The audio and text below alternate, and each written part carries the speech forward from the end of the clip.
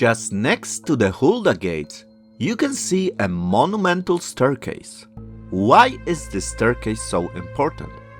Well, because it is very, very old. And because it is believed to have been a primary route for pilgrims ascending to the Temple Mount in the time of Jesus. Therefore, Jesus himself could have entered the temple using these very stones.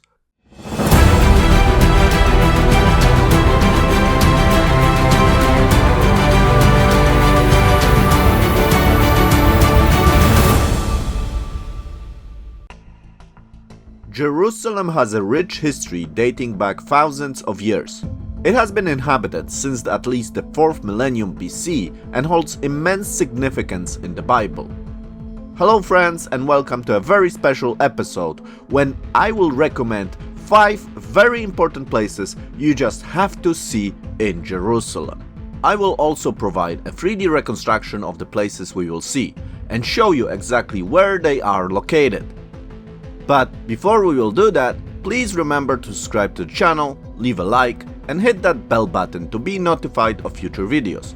It only takes a second, but it is a great help for the channel. With that out of the way, let's begin our journey in Jerusalem. Number 1. Davidson Center Archaeological Park. The Davidson Center Archaeological Park is an archaeological site that is situated adjacent to the Western Wall Plaza and south of the Temple Mount, in the old city of Jerusalem. The archaeological park has ancient and late archaeological finds, from the Bronze Age about 5,000 years ago to finds from the Ottoman period about 100 years ago. The main importance of the garden is the abundance of building and finds from the Second Temple period displayed on their site. What is interesting is that if you visited this place during the Ottoman period, you would quickly realize that all the excavations are covered with dirt. Compare a historical picture to a modern one, showing the exact same place. Also, check out this picture showing you people standing just below the Robinson's Arch, and now compare it to the modern picture. This allows you to realize how much was buried underground before the site was fully excavated in the second part of the 20th century. In February 1968, after 19 years of Jordanian rule, Israeli archaeologists were allowed to excavate in and around the old city for the first time. The things they saw blew their minds. So let's talk about some of the things they found.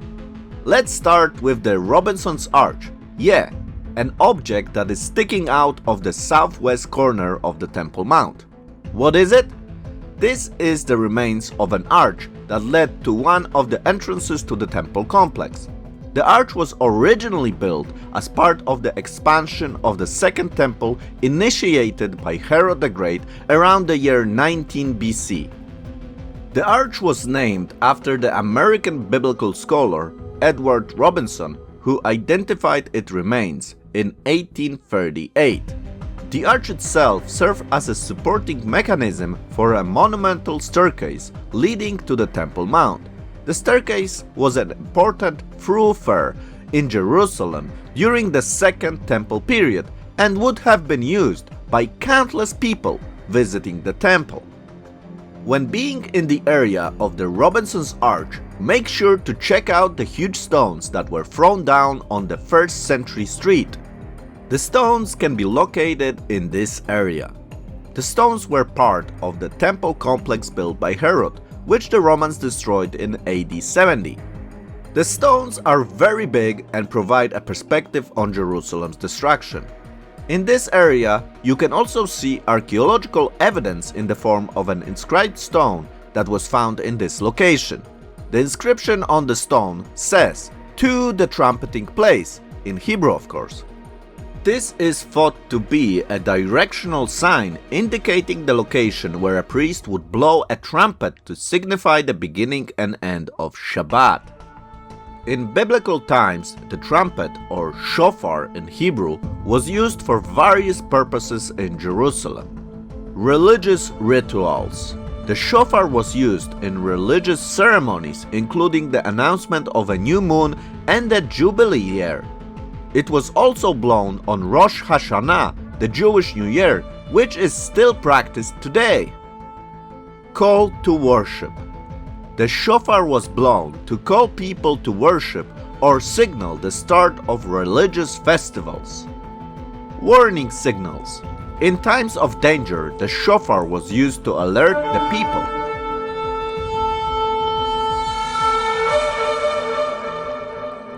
Celebratory events. The shofar was often used in celebrations including the coronation of kings. For example, you remember the coronation of King Solomon? Yes, the shofar was blown then.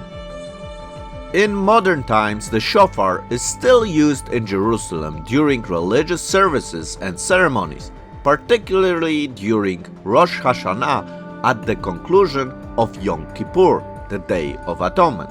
It continues to be a powerful symbol of Jewish tradition and spirituality.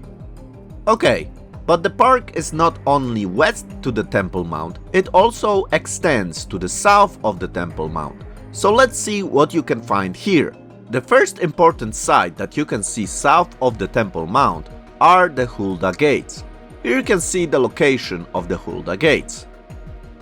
The gates are named after a prophetess Huldah, who is mentioned in the Hebrew Bible, 2 Kings 22 and 2 Chronicles 34. The two sets of gates are often referred to as the double gate and the triple gate, referring to the number of arches each one had. The Huldah gates and their respective passages served as a symbolic ritual functioning during the temple period. Jewish pilgrims would enter the Temple Mount through one gate and leave through the other, the triple gate, maintaining a one-way flow of traffic. Just next to the Huldah gates, you can see a monumental staircase. Why is this staircase so important? Well, because it is very, very old, and because it is believed to have been a primary route for pilgrims ascending to the Temple Mount in the time of Jesus. Therefore, Jesus himself could have entered the temple using these very stones. So what do we know about those stones? The staircase was originally 215 feet or 65 meters wide, the western half of which is now covered by a medieval building. Some of the original 30 steps remain and others have been reconstructed. The races on the steps are quite low, between 7 to 10 inches, and the stair threads vary between 12 to 35 inches. This is done on purpose, requiring one to walk with a slow, measured walk, and understanding the significance of the place that we are to enter. What is interesting is that these steps are probably the steps which are mentioned in the Talmud, and some of the sayings in the Talmud were reportedly delivered on these steps. One Talmudic passage refers to Gamaliel, the teacher of Apostle Paul. We read about him in Acts 22:3, and also it refers to the elders standing on the top of the stairs at the Temple Mount. The entrance from the south was probably the grandest of all the approaches to the Temple Mount, and therefore indicates that this was the gate most used by multitudes. This is why some believe that it is here where the Psalms of Ascent were sung. Pilgrims in biblical times would sing the Psalms of Ascent as part of their approach to the temple.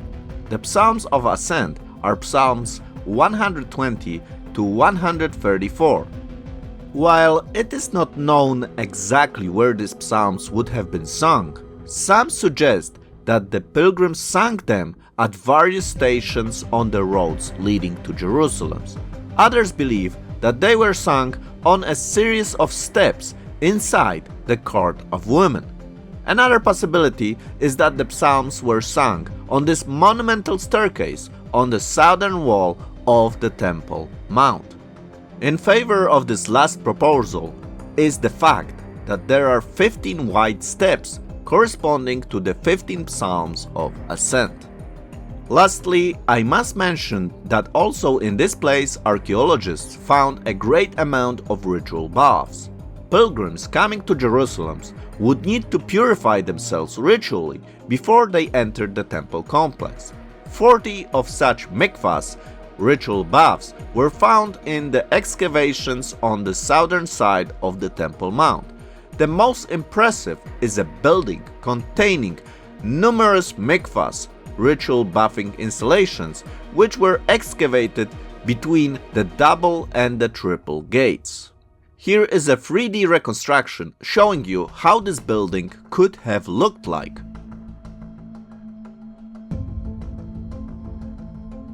Number 2. The City of David.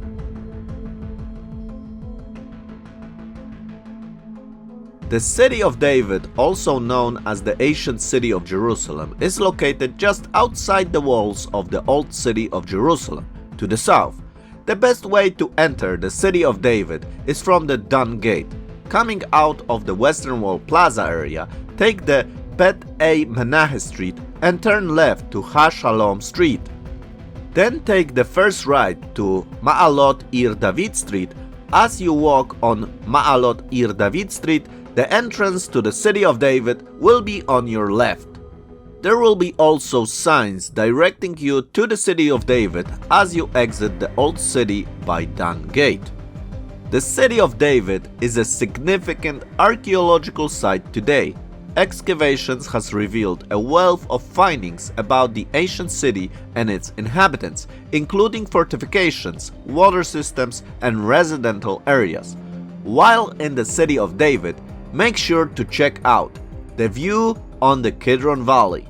This is a beautiful view and you should definitely check it out. Make sure you walk to the top of the City of David where there is an observation point. Also, check out the biblical Milo on top of which many believe David built his palace.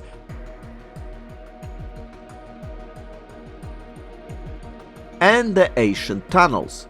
There are 2 tunnels you can explore, the older and dry Canaanite tunnel and the wet tunnel from the times of King Hezekiah. To learn more about those tunnels, check out 2 videos that I posted in the past. I will leave a link in the description for you to see it later. And here you can see my 3D reconstruction of the City of David. On this 3D model you can see Milo, David's palace, and the Kidron Valley below. Number 3. The Temple Mount.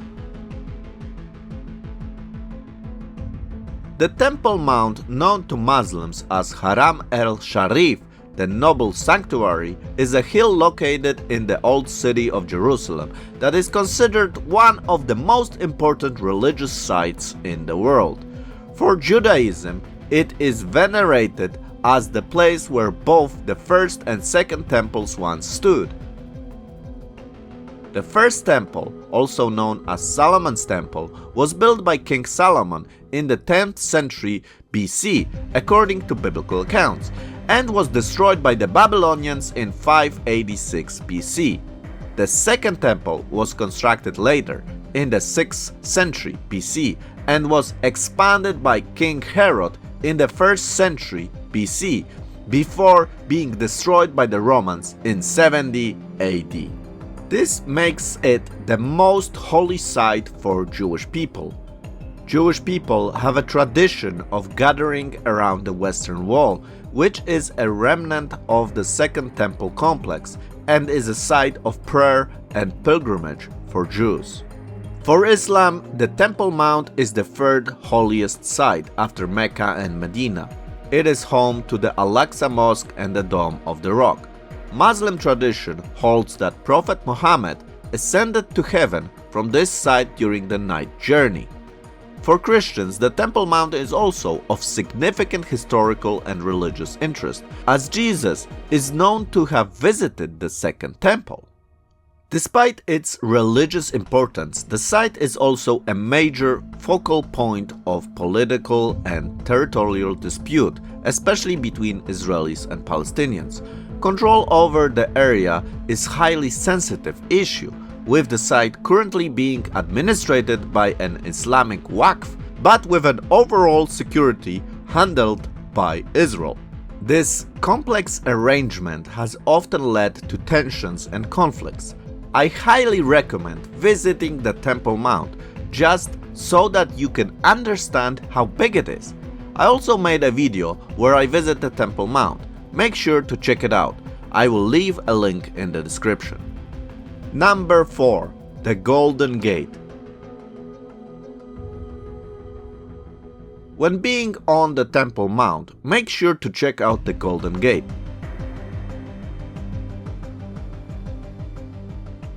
From the Temple Mount, you will be able to see the Golden Gate from the inside. If you want to see the front of the Golden Gate, the best way to approach it is from the Lion's Gate and then walking through the Muslim cemetery. The Golden Gate, also known as the Eastern Gate or the Gate of Mercy, is one of the most significant and mysterious gates of the Old City of Jerusalem. It is located on the eastern side of the city wall, facing the Mount of Olives. Its religious and historical significance is multifold. For Judaism.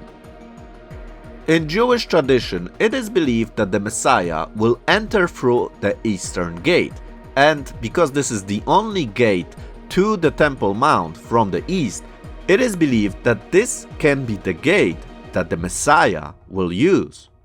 To prevent this happening, the Ottomans sealed the gate during the reign of Suleiman the Magnificent in the 16th century, and also a Muslim cemetery was built in front of this gate. Christianity. For Christians, the Golden Gates hold significance as the gate through which Jesus entered Jerusalem on Palm Sunday, in what is often referred to as the triumphal entry. Islam. In Islamic tradition, it is believed that a future miraculous event involving Jesus will take place at this gate.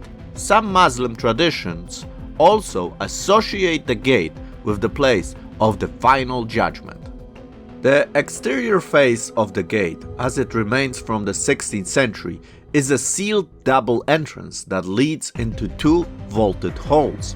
Even though the face of the gate has 16th century appearance, there is strong evidence that this gate stands on remains of an ancient gate built by the Jews that led to the first temple built by Solomon himself. Archaeologists have found physical remains of the first temple masonry visible around this gate. Inside today's Golden Gate, original posts were found that supported the entrance to the temple. In Second Temple times, the eastern gate to Jerusalem was called the Shushan Gate. In 1969, the archaeologist Dr. James Fleming discovered an archway that is buried directly under the current Gate of Mercy. Many believe that this arch was supporting stairs that led to the Shushan Gate. Number 5. The Mount of Olives. When you look at Jerusalem topography, you will quickly understand that there are 3 mountains and 3 valleys that shape this ancient city. So let's look at the topography of Jerusalem. I made a 3D model showing you exactly those 3 valleys and 3 mountains. The mountains are the Western Mountain, where the most of the old city is located, the Eastern Hill with the Temple Mount, and the Mount of Olives. Between those mountains, there are also 3 valleys: the Kidron Valley, the Tyropeon Valley, and the Hinnon Valley.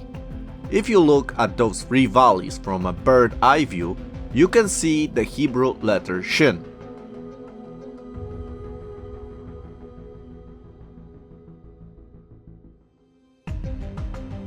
This letter can also be found on the mezuzahs that are affixed to the doorposts of Jewish homes and offices.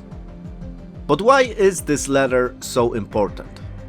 The Hebrew letter Shin is significant for several reasons in this context. Shema Israel. The Shin stands for Shema Israel, which means Hear, O Israel. This is the beginning of the prayer written on the parchment inside the mezuzah case, and it is one of the most important prayers in Judaism. Shaddai. The Shin is also one of the 3 Hebrew letters that spell Shaddai, which is one of the names of God in Judaism. Shaddai is often translated as Almighty. The guardian of the doors of Israel. Another interpretation is that Shaddai is an acronym for Shomer Dalot Yisrael, which means guardian of the doors of Israel. The guardian is of course God himself, who promises to never sleep but always watch over Israel. So, seeing the letter Shin in the topography of Jerusalem is quite interesting, and I thought it's worth mentioning when we are talking about the mountains of Jerusalem. But let us focus on Mount of Olives. You can go to the top of Mount of Olives by foot, take a bus, or drive with a car. I recommend walking up. This way you will be able to see many spectacular sights like the Garden of Gethsemane, the Church of Dominus Flevit, the Lord Wept in Latin, and the Cave of the Prophets. The best observation point from the Mount of Olives is next to the Jordanian Hotel of 7 Arches. From here, you can also see the City of David, the Golden Gate, the Temple Mount, and of course the Old City of Jerusalem. In the Bible, the Mount of Olives is associated with the Mashiach arrival and the resurrection of the dead at the end of times. This is why the mountain has been used as a Jewish cemetery for over 3,000 years, and it is said to be the location where the red heifer was sacrificed, an act of purification as described in the book of Numbers in the Bible. For Christians, the Mount of Olives holds numerous significant associations with Jesus' life and teaching. Key events include Jesus weeping over Jerusalem. That's recorded in Luke 19:37-41. The location of the Garden of Gethsemane, where Jesus prayed on the night of his betrayal and arrest. That's recorded in Matthew 26:36. The site of Jesus' ascension to heaven, which occurred 40 days after his resurrection. That's recorded in Acts 1:9-12. Additionally, I want to recommend a visit to the Augusta Victoria compound. It is a hospital actually, and from that hospital, if you go to the top of the tower, you have a spectacular view on Jerusalem. On some days, if the weather is good, you can actually see the Dead Sea from this location. So make sure you check it out when you go to the Mount of Olives. I highly recommend it. Thank you for your attention. I hope you enjoyed this episode, and perhaps some of the places I described will be interesting for you and you will visit them the next time you go to Jerusalem. I also want to take a moment and thank everybody who is supporting my channel. You guys are great. Thank you so much that you are supporting the work that I'm doing. This really means a lot to me. Also, if you think that my work is helpful, please consider supporting me through the Patreon page. To go to the Patreon page, just go to my channel main page, and on the right corner of the channel you will see a small icon called Patreon. When you click it, it will take you directly to the Patreon page where you can support the channel. Also, if you can't find the icon, I will leave a link in the description of this episode so that you can click it and it will take you directly to my Patreon page.